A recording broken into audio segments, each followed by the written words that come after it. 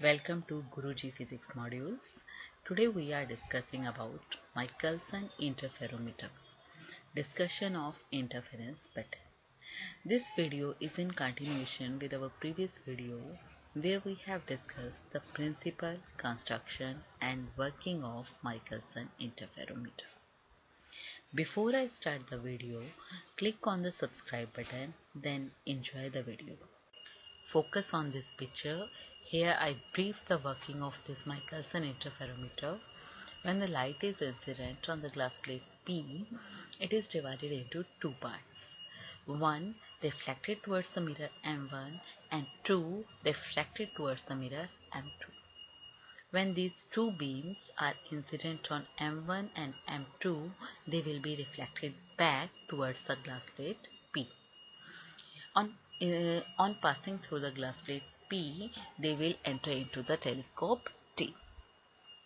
Now, two beams are entering into the telescope T, and these two beams are produced from a single source. That means these two beams are coherent, and when they are entering into the telescope, they will be having the tendency to produce interference pattern. In this particular video, our aim is to analyze that interference pattern. So the first question for the analysis or discussion of interference pattern is, what is the path difference between the beams that are entering into the telescope? For this video, our aim is to calculate that particular path difference. To calculate that path difference, we change our observation. Now we are on the telescope side, and as an observer, it would not appear to me as the beams are coming from M1 and M2. Rather, it appears to me as both of these beams are coming from the side of mirror M1. It appears as if we are observing the image of mirror M2 in the mirror M1. Let us label that image of mirror M2 as M2 prime. Now, I may consider a system M1 and M2 prime because the separation between mirror M1 from point O glass plate and separation between mirror M2 and the glass plate, that is OM1 and OM2, are equal. Both the mirrors are placed at equidistance from glass plate P, and that equidistance is equal to small d. That means the image of M2 prime is having a separation small d from the mirror M1. In single sentence, I can say system is like M1 and M2 prime. Air film is enclosed between M1 and M2 prime, and the thickness of that air film can be considered as small d. Now, our observation is beams are entering into the telescope after reflection from the system of air film enclosed between M1 and M2 prime, whose thickness is small d. Now our aim is to calculate the path difference between the beams that are reflected from this air film of thickness small d. That means this figure may be reduced into the figure that is shown on the right hand side. Observe this: M1, M2 prime, air film is enclosed and the thickness of the air film is indicated as small d. Now we have to consider the reflection from the lower surface of this air film and the upper surface of this air film and calculate the path difference between the two beams that are reflected by the lower surface and by the upper surface of the air film. That is the main motto of this video. So, when we are discussing the interference pattern produced by a Michelson interferometer, we have reduced our arrangement into a air film enclosed between two reflecting surfaces M1 and M2 prime, and the thickness of air film is taken as small d. Now we can understand the calculation of path difference from the figure. Now concentrate on the system M1 and M2 prime. Air film is enclosed in this system and the thickness of the air film is small d. Now we start. Suppose S is a source of light. Light beam SA is incident on the lower surface of the air film, that is M2 prime. Now this light is reflected as AE. Reflected ray would enter into the eyepiece. Now consider the beam SB. This beam is incident on the upper surface of the air film, that is M1. The beam will be reflected as BE. The reflected beam will enter into the eyepiece. Now, two reflected beams are entering into the eyepiece. One is AE, red color beam, other is BE, green color beam. Our aim is to calculate the path difference between these two beams that are entering into the eyepiece and have the tendency to produce interference pattern. Why they have the tendency? Because both of these are produced from a single source, so they will be coherent. Now, interference pattern would depend upon the path difference between the two beams that are entering into the eyepiece. Now start with the aim, calculation of the path difference between AE and BE. The beam AE will appear to come from the source S2 if I extrapolate in the backward direction. And similarly, beam BE will appear to come from the source S1 if I extrapolate in the backward direction. That means now my aim is to calculate path difference between the beam S1E and S2E. Clear? Procedure for finding out the path difference is draw a normal from low beam whose length is smaller onto a beam whose length is larger. Here S2E is smaller, so I would draw a perpendicular S2N on the beam S1E. Clear? So after drawing the normal, if I compare the two beams S2E and S1E, beyond normal, two rays are traveling equal distance up to the eyepiece. That is, distance S2E is equal to distance NE. But the leftover distance is S1N. This extra difference in the path is named as the path difference. This is the path difference between S2E and S1E. And my aim is to calculate this particular path difference. Before I start calculating this path difference, I would clear the upper part of this picture.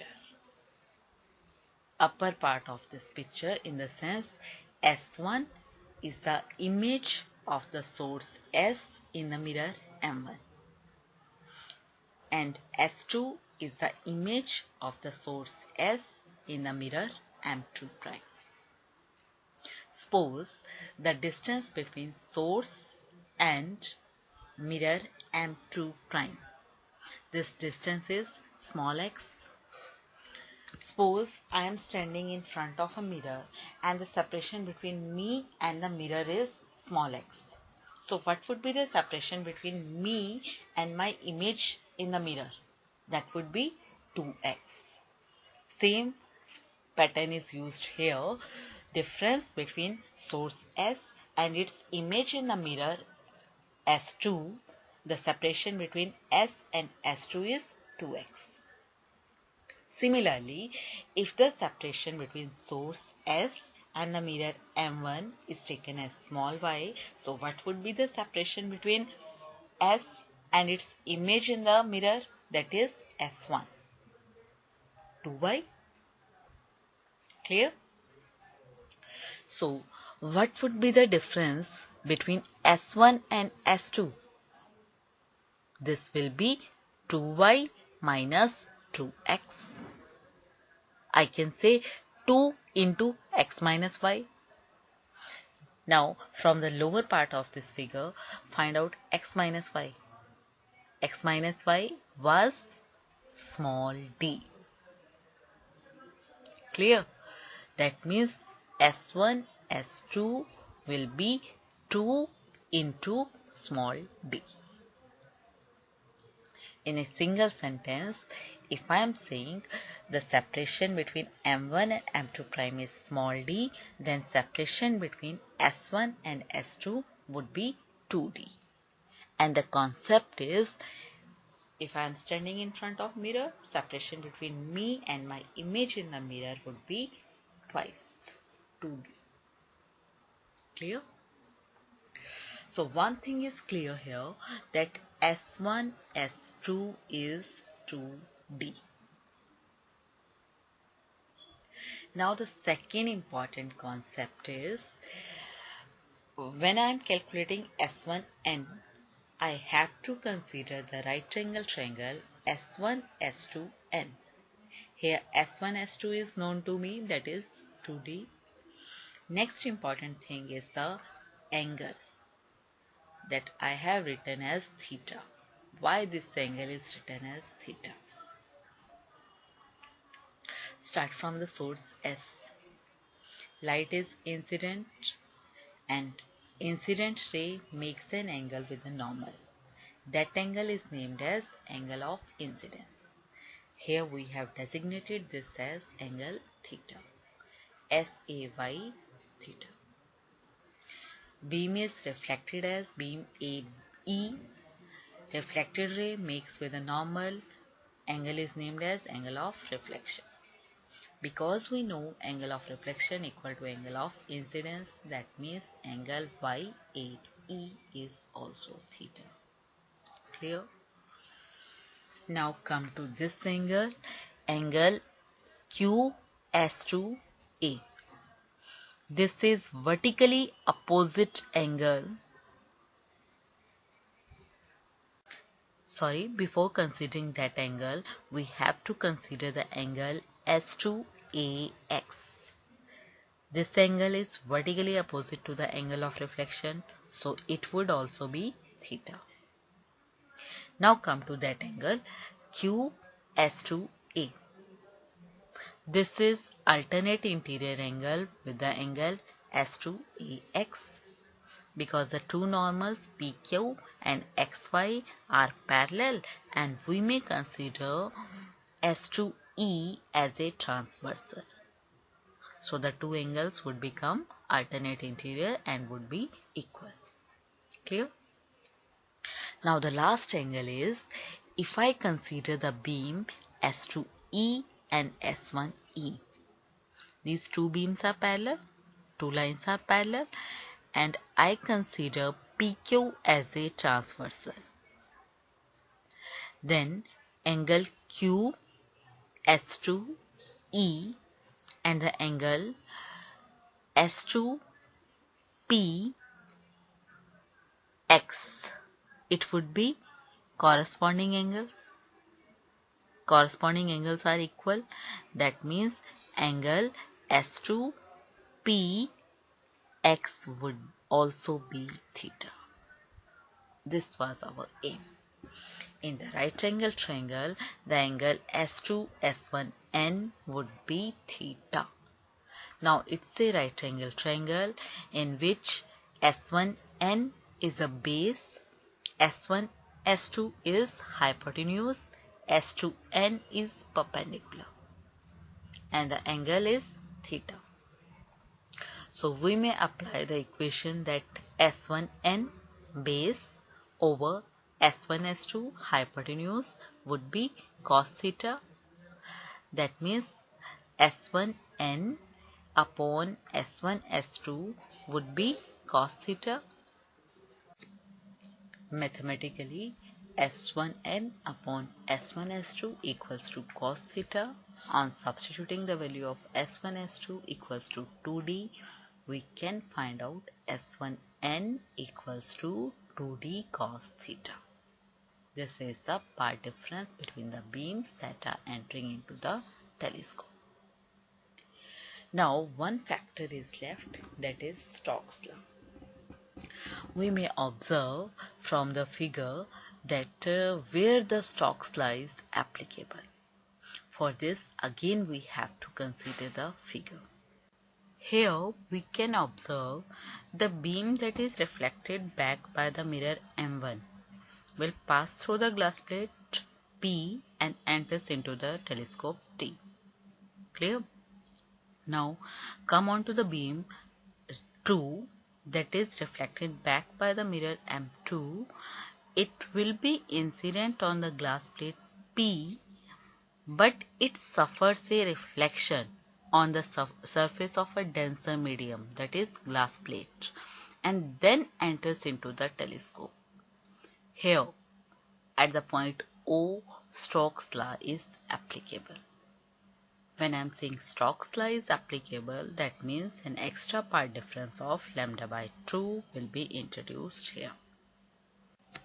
So the effective part difference equals to 2d cos theta minus lambda by 2. Lambda by 2 is a factor due to Stokes theorem. Now, what was the title of our video? Discussion of interference pattern.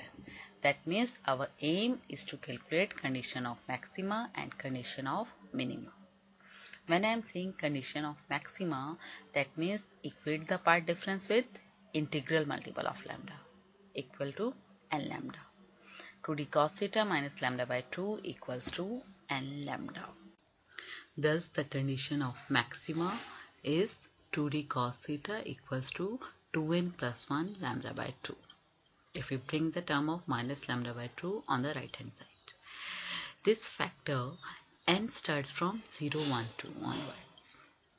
Now if I replace 2n plus 1 odd multiple of lambda by 2 by 2n minus 1. 2n minus 1 is also an odd multiple, and if I start n from 1 to 3, the equation would remain same. So the condition of maxima may also be written as 2d cos theta equals to 2n minus 1 lambda by 2 and starting from 1 to 3 onwards. Clear?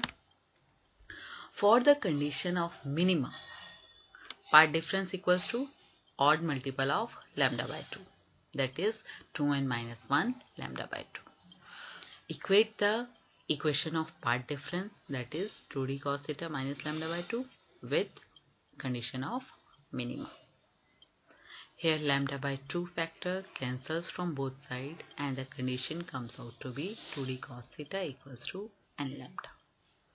This is the condition of minima. So after discussing the part difference, condition of maxima, condition of minima, our aim is to calculate what types of fringes are there. Answer is 2 types of fringes would be there. Number 1, circular fringes, and number 2, localized fringes. Suppose I am saying condition 1 is M1 is perpendicular to M2 as we have shown in the diagram.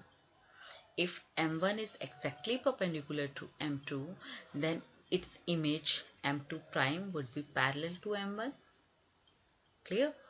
In that case, we will obtain circular fringes. So it's the inclination between M1 and M2 that would determine the shape of fringes.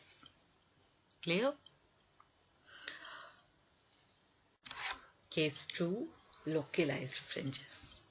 When M1 and M2 are not exactly perpendicular, that means M1 and M2 prime would not be parallel. They would be intersecting. When M1 and M2 prime are intersecting, then the fringes would not be circular. They will be straight line. And these are named as localized fringes. Case number B, we have shown M1 and M2 prime are not parallel. They seems to be intersecting at one end and open on the other end. So the end where the opening is large, the fringes would become circular, and where they are appearing to be intersecting, it would be straight line, or we can say localized fringes. Clear? So after discussing the type of fringes, the last topic is color of fringes. We have two cases. Case number 1, when the source of light is monochromatic. When the source of light is monochromatic, then we will obtain bright and dark fringes. Second case is when the source is polychromatic. Polychromatic in the sense white light. In that case, we will obtain few color fringes. So this was all about Michelson interferometer. In the previous video, we have discussed the principle, construction, working, and this video was about the discussion of interference pattern, that is part difference, maxima, minima, type of fringes, color of fringes. Thank you so much. Thanks. Our next video will be on the applications of Michelson interferometer. For more updates of the upcoming videos, click the subscribe button. Thank you so much.